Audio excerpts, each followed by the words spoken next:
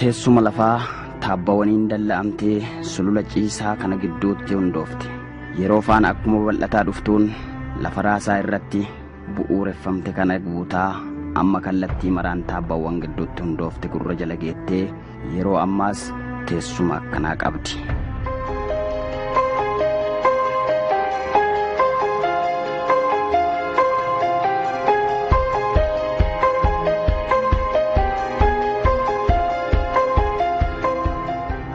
Yoo irraa gad ilaalan argaa fawwattullee fuulduratti bal'ina magaalaa kanarratti dallaa ta'uu akka hin oolle himata. Haalli teessuma magaalaa kanaa amma jiru yoo yaadan ilaalan. Magaalaa bulchiinsa godina Harargee Lixaati. Ciroo moggaasa maqaa magaalaan kun ittiin beekamtu ta'us seensa magaalaa kanarratti baga nagaan dhuftee jettee kan namaan simattu maqaa biraatiin Asaba Tafarii. Kan duraan Ciroon beeku yoo ta'e malee keessummaan duraa Ciroo Asaba Tafarii kana irraa hammam fagaattii jedhee gaafatu oolaaree. Garuu kun maaf ta'a? Deebii isaa qaama dhimmi ilaallatuuf dhiifnee nuti asitti waan kana xiinxalinee magaalaa Cirootii imalaaf kaane.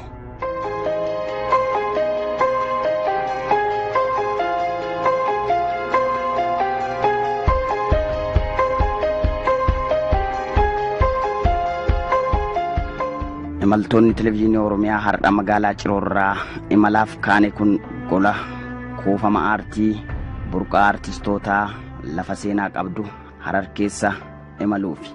Deemsa keessattis waan ija nu guute ija kaameeraa kennatiinis mana teessanii bakkuma jirtanitti biyyaa wal baraa hanga bakka deemnutti waliin imallaafi. Magaalaa Ciroorraa daandii guddaa gara baha biyyaatti qajeelu qabannee gara godina Harargee bahaatti qajeelle. Akkuma Ciroo kaaniin ganda funyaan diimaatti yoo ol baanu teessuma lafaa kanaan booji'amne. Karaa gamaa gamanaanuu tulluu fi taabbawwan baay'atu gidduu lafa qonnaa fi manneen jireenyaa hallayyaa keessatti burratee mul'atu ija fageessanii ilaaluun nama hawwisiisa.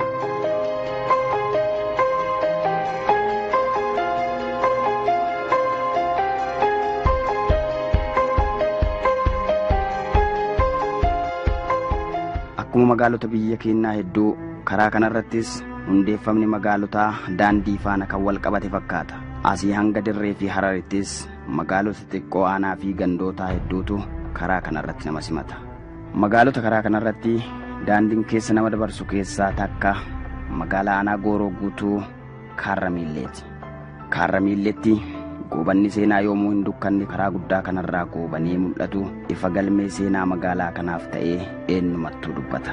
Bara 1985tti garaa haadha isaatii wayita dhalatu moggaasa maqaasaa Abubakar Usmaan Garaad jedhamuun waamama. Hararitti kan dhalate ifaan urjiin dhalattuun gaafasii qarooma hortee kush keessattuu saba Oromootiif ifaa baatii ta'ee ifee mul'atee goobana guutuu ta'ee mul'atee seenaa qubee afaan Oromootiif bu'uura kaa'ee darbee hin hafne seenaa yoomuu jiraatu hojjateen Kaarramiilleetti hojiinsaa yaadannoo seenaatiin dhaabbate. Abubakar Usmaan Garaad yookiin Sheek Bakrii Saaphaloo. Hayyuun Oromoo ogeessi walaloo fi barsiisaa amantaa jedhamuun kan beekamu Sheek Bakrii Saaphaloo barnoota amantaa fi saayinsii afaan Arabaatiin Dirree Dhawaatti baratee ture. Barumsaan nama cimaa fi beekaa akka tures seenaan waa'ee Sheek Bakrii Saaphaloo irratti barreeffametu dubbata. Beekumsaa fi dandeettii qabuunis afaan Arabaatiin kitaabota garagaraa fuula hedduu barreessee yoomiyyuu kan hawwu afaan Oromootiinis sirna barruu qubee afaan Oromoo yeroo jalqabaatiif bocee har'aaf bu'uura kaa'ee bara 1980tti yeroo umriin isaa waggaa 95 ta'u seenaa dhaloota dhufuuf dhiisee lubbuun darbe. Siidaan as Kaarramiilleetti dhaabbate kunis yaadannoo seenaa hayyuu akkanaati waan ta'eef magaalaa seenaa taasisee jira Kaarramiillee.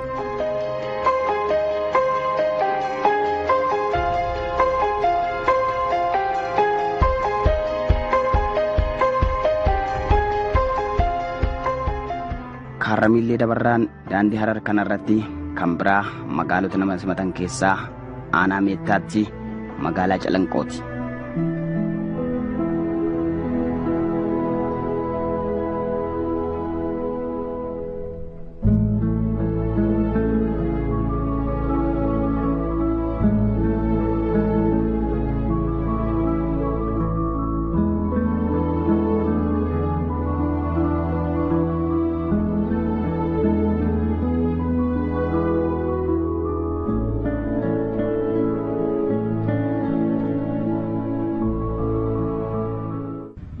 kun waggaa 100ffaatti bara 1987tti seenaa jijjiiree yaadannoo goototaa ta'ee siidaan wareegamtoota akka ijaaramuuf bu'uurri kaa'ame waggaa 100ffaa bara 1987tti.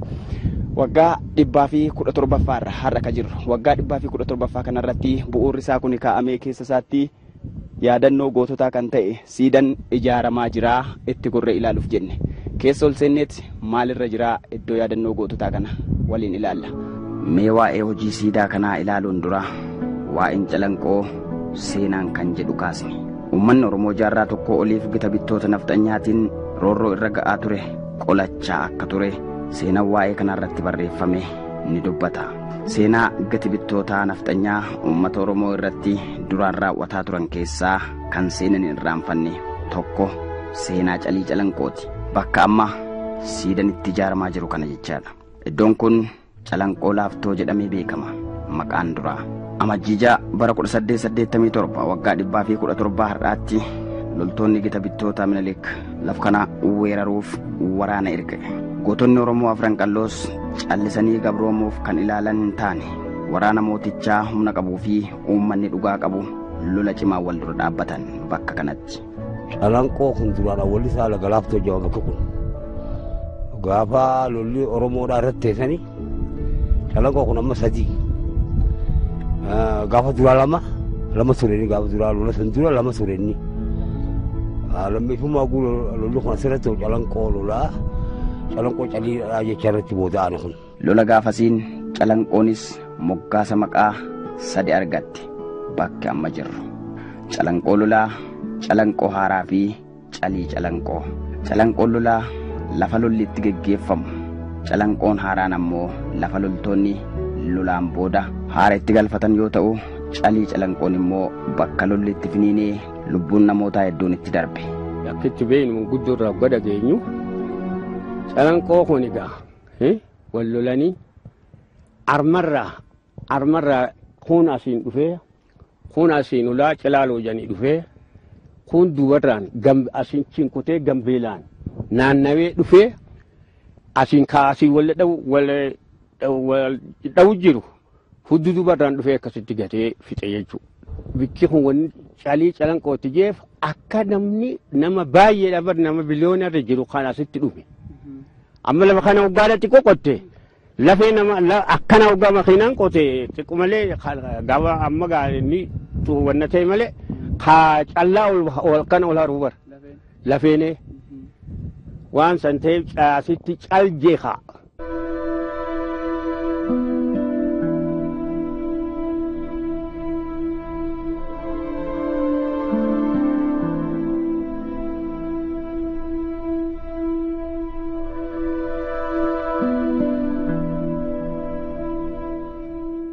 Lola calii calanqootiin naannawa kanatti moggaasni lafaa martii seenaa qaba.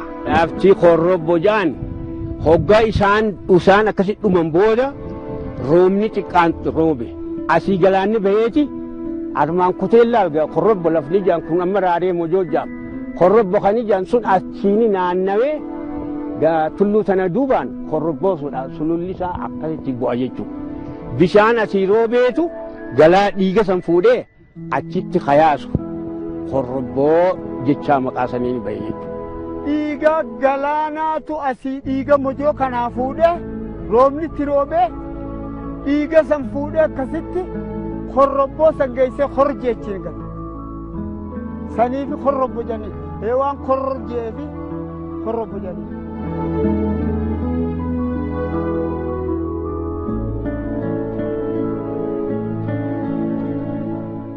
Wanti baga jedhaniin lama ana asiin kabee ni jira hogguu reefa keessaa lafaa ka'ee galgala hogguu deemu nu fixee miti jennaani kun baga dhumne koottu jedhani baga dhumne taarika ilma ilmoo teenyaallee ta'u dhiigi keenya ni baha koottu baga dhumne jedhanii achiin bahanii jechuu jaarasa maqaaleen bahe achumaani baga ta'an achitti. Bagajan.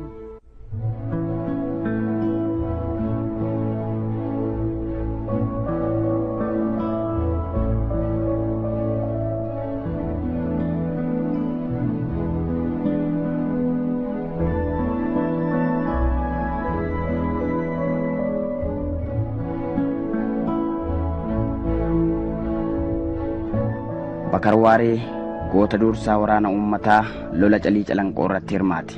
Lola keessatti fardaan hirmaatee miilli isaa wayitirraa citetti miilli isaa irraa cituu otoo hin barin lola keessatti hirmaatee gara qe'eetti wayita deebi'u miila cite namni biraa wayititti agarsiisu bakka miilli isaa itti cite beekuu miti miilli isaa cituuyyuu reef akka arge namarraa dhaga'e. Wayita kanatti Bakar Waaree miilli isaa eessa akka buute waan irraa beekuun qabu. Hagaardhaatti dhabamuu miila Bakar Waaree moggaasuuf jechamaa fi mammaakni hawaasa naannichaatiin beekamu wanti tokko dhabamee hin argamu kan mirkaneessu achi buuteen miila Bakar Waareeti jechuun dubbii jechaa ta'ee seenaa gootichaa kanaa yaadachiisaa tura. Bara 1983 erga hawaasni mirga dimokiraasiitiin buluu eegalee as bakka seenaa kanatti yeroo jijjiiraa dhufee amajjii 6 bara 1987tti lafee wareegamtootaa kun bakka tokkotti dabareef walitti qabamee mallattoo yaadannoo bara baraa asitti akka ijaaramu bu'uurri taa'e.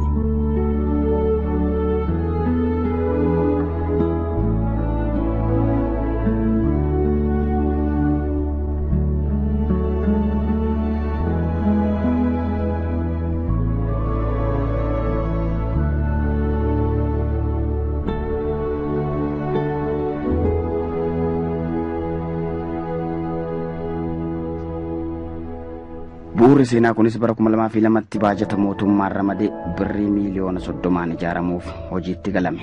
Bara 2002tti kan eegale yeroo ammaa sadarkaa kanarra jira akkanatti ijaaramaa jira. Hojiin isaaniitis bifa gaariidhaan itti deemaa jira jechuudha. Amma paarsantaa 70 irra jira. Inni kun hojiin isaa paarsantaa 70 irra jira. Ammaan dura xiqqoo ishii sababa baajataatiin duubatti harkifachaa ture hojiin isaa. Ammas hojiilee kana keessaa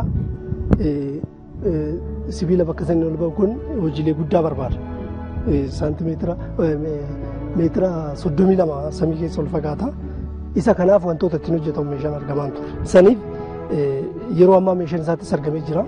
Bifa amma itti deemamu kanaan itti deemaa jira.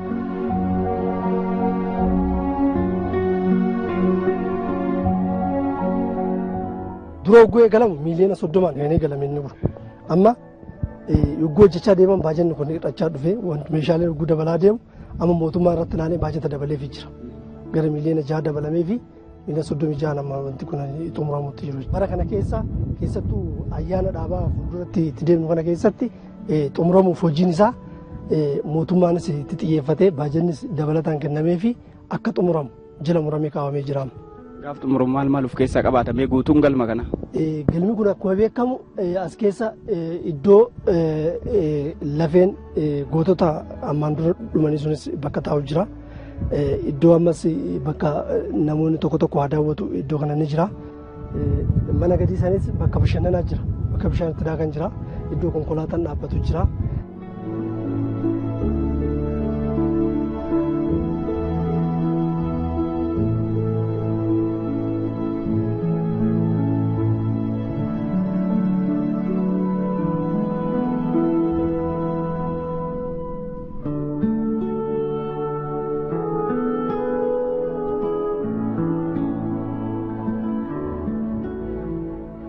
Inni kun akkuma beekamu iddoo bashannanaati. Seenas qaba. Seenaan isaa tokko Oromoonni yeroo lolli asirra gaggeeffamu san wantoota adda addaa qabateeti kan lola san gaggeessaa ture. Tokko gaashaa qabata, tokko eeboo qabata, bishaan inni qabata. Bishaan san hin qabatuun immoo quluudhaan qabata. Inni kun sanirraa kan hojjetame. Quluu fakkaatti. Quluurraa hojjetame. Quluu bishaaniti. Sarraa hojjetame amma wanti kun dhumee jira olaanaa namana bishaan itti galchanii gubbaarra isaa tolchanii bareechanii hojiin itti galuu qofa kanaaf inni kun boodarra bakka bashannanaatii bishaan itti daakan jechaa as keessatti bakka qaamatti dhiqatan jechaa asitti inni gamanaa kun immoo kan mul'atu dhugaa kan ilaaltan manni kun jalli isaa tokko gubbaan isaa immoo 5 manni abbaa gadaa tuttuun isaa 5 jalli isaa tokko isa sanarraa kan moggaafamee wanta godhamee bikka keessummaan hogguu dhufte bakka kanatti hogguu bashannanuu dhufte bakka itti haara galfattu jira. Dunkaana adda addaati jira bakka saamunaa wantoota adda addaa irraa bitatan bakka ammas namoota nama keessummachiisan namoonni keessa haara galfatu jira jechaadhas. Gammachuu waan biraa gartee isiin kun toluu siidhaatiif waan biraan nu dhagaama. Gaafa amman dura gartee waggaa ishee lafa siidhaa kana qabuudhaa deeman kun hin ta'u kun hin ta'u akkamitti jechuu dandeessan. Manguddoon teenya tarreetti dhumte tan irratti dhiini siidhaatti korje sanii yaadattanii hanga jennu takkatti hanga hudduudhaan irra gatteenye dhabnu waan hudduun irra teenyu takka dhabnullee haa fuudhamtu jechuun akkasi gaafa san hisaabanii akka namuu danda'e jechuudha.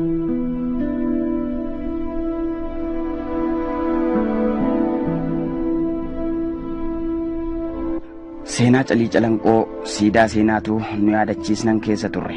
Amma bakka seenaa Calii Calanqoo siidaa wareegamtootaa yoomiyyuu yaadannoof asitti ijaaramee jiru kanaa baanee osoo asirraa hin fagaatiin wayitii misoomni sululaa itti gaggeeffamaa jiru waan ta'eef gaara seenaa maqaa gootichaan mogga'e yaadannoo uumamaa tulluu Bakar Waaree irratti tokkummaa uummataa gaara seenaa misoomaan moggaasuuf hojjetaa jiranitti gorre. Keessattuu aartiin ittiin hojiitti wal kakaasan geerarsa misoomaa baay'ee nama hawwatu adda nutti ta'e.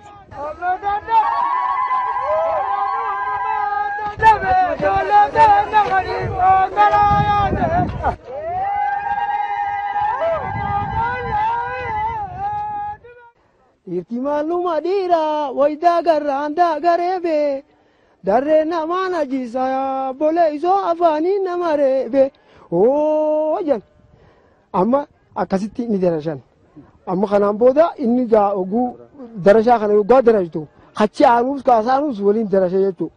Gama kiyyaa ni naftu way gama kee mooji amma wayyaa ni dhaa tolfatte yaa bolee isoo gurbaa hinaafu mooji. Shamarran akkanaa kanaaf keessatti faarsiste jechuudha waan kana keessatti isaanis suphaata waan nyaatanii fi kana namaa dhiyeessan kanaaf isaanis ni faarsite jechuudha darashii tana keessatti. Daaga murii ciqaayi daayini bishaan oolchuu. Tokko murii harka alaanaa ijoollee oolchu warri keenya baddaadha yaaboo baddaa allee qorommiidha wallee soogidda nyaatti yaaddee kiyya dullattiin qoromtiidha yan isaan kana ni jajjabeessite jechuudha tun akka namoo kanneedha yaaboo tana duuba amma gurbaa sodaaten baannu yaabolee isoo lolli salaata duuba. Jangama taganamati mita asriitti tunu beekte asrii asooyye yaaboo asrii asooyye lukicha gadin teenye amma asrii jabaatte diina bolee isoo gurbaan beeku wallaale akkanaasi tanaafi takka malee sirraa tambiyaan geeyse malaan tambiyaan dhiisiyaa addee tarbiyaan lolaa geeyse ooyiruu warra guddoo laqaluudha. Naannoinee lumuudidde adeema labiraa galuudha. Keenyatti ruusa yaabooqa warraatti midhaanii. 55 binne adeesa gaarii ka bishaanii. Hamilee namaa kana kakaasee wanni kun hamilee namaa ni cimsa jechuudha. Amma ka dhiira kaasirraatti ni cimsa. Reefu caayaa taa'ee if dhaaddatu sun garreen namaa najisa afaan nama reefu kan reefu jiru ka caayaa akkas juusani. Ammoo gaal koetu imaamarratti hangasin geessu ta'etu ittiin hime shamarran kun akka hawwan kun akka hojjaa fi kana fidanii maal godha isaan kanaas hamilee isaanii kaasuudhaaf fi isaan kanaas akkasitti wayyaan hidhaa tolfatte gurbaa hinaafu moojii maal jettee akkasitti waliin deemti jechuudha.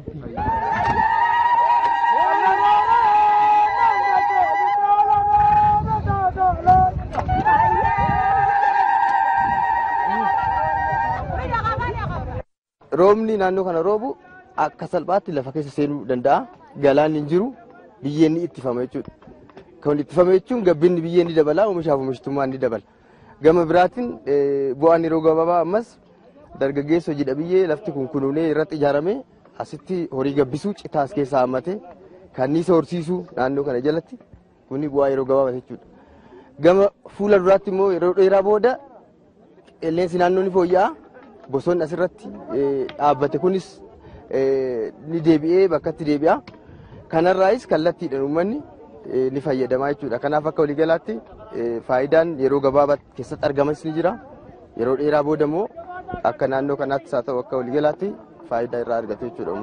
Eegaa aadaa hojii fi aartii hojii irratti hawaasni Oromoo afran qalloo kun ittiin wal kakaasu kana hagana waliin turreet akkuma aadaa naannichaatti fayyaadaa jennee eebban karatti deebine.